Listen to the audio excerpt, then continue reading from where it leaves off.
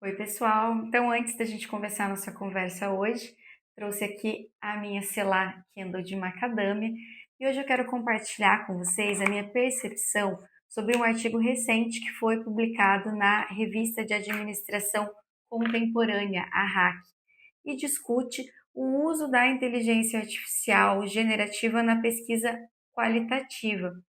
E esse artigo ele é intitulado Além do Hype, Evidências Empíricas e Diretrizes sobre o Papel da IA Generativa na Análise Qualitativa. E ele traz uma pergunta que muita gente se faz, que é em relação à inteligência artificial, ela pode realmente apoiar ou até substituir o pesquisador na análise qualitativa? E o estudo vai além do discurso de hype que normalmente envolve a IA e apresenta evidências empíricas muito interessantes.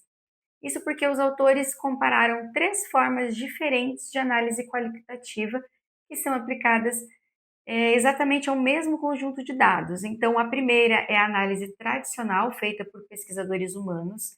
A segunda é a chamada IA tradicional, que é como a modelagem de tópicos, que identifica padrões estatísticos nos textos. E a terceira é a inteligência artificial generativa, os chamados modelos de linguagem.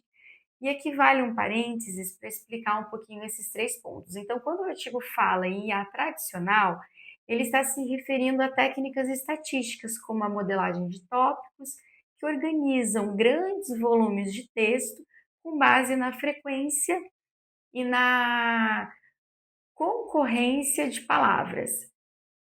Essa IA ela não interpretava os significados, ela apenas identifica esses padrões. Já a inteligência artificial generativa, ela trabalha com a linguagem natural e consegue produzir textos interpretativos, mas ainda assim não substitui a leitura teórica e contextual do pesquisador. O contexto da pesquisa, ele também é muito relevante. Então, eles analisaram entrevistas com mulheres que atuam na indústria de desenvolvimento de jogos no Brasil, um setor que é altamente tecnológico e ainda marcado por desigualdades de gênero, o que dialoga diretamente, né, com o Objetivo de Desenvolvimento Sustentáveis, as ODS. Essa é a ODS 5, né, que é sobre igualdade de gênero. E os resultados mostram, primeiro, a inteligência artificial generativa ela é extremamente rápida. Ela consegue explorar grandes volumes de dados em muito menos tempo do que um pesquisador humano. Isso faz com que ela seja especialmente útil nas etapas iniciais da pesquisa, principalmente da pesquisa qualitativa, que é a exploração de material empírico e organização preliminar desses dados.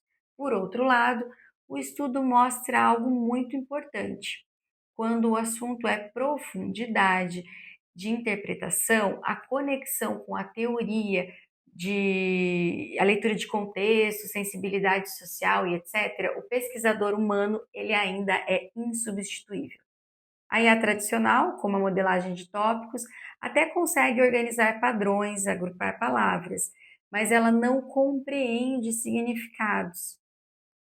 Já a IA generativa, ela consegue produzir textos mais interpretativos, mas ainda assim apresenta limites importantes, especialmente quando há um cuidado metodológico rigoroso na formulação dos prompts.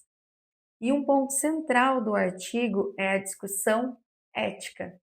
Então, os autores alertaram que eficiência não pode ser o único critério na pesquisa científica. Usar IA sem método, sem reflexidade e sem consciência dos seus limites pode comprometer a integridade da pesquisa. Por isso, a principal conclusão do artigo não é rejeitar a inteligência artificial, mas também não é adotá-la de forma indiscriminada. O caminho mais adequado, segundo o estudo, é um modelo híbrido, em que a inteligência artificial ela é uma ferramenta de apoio à exploração dos dados. E o pesquisador humano, ele ainda está como responsável pela interpretação, pelas decisões teóricas e pelo sentido da análise. Em outras palavras, a IA ela não elimina o pesquisador, ela exige um pesquisador ainda mais consciente, mais metodológico e mais ético. E na minha leitura, esse artigo ele contribui muito para amadurecer o debate sobre o uso da inteligência artificial na pesquisa qualitativa, especialmente nas áreas de administração, marketing e ciências sociais aplicadas. Então, se você pesquisa, orienta ou estuda metodologicamente, vale muito a pena a leitura desse texto.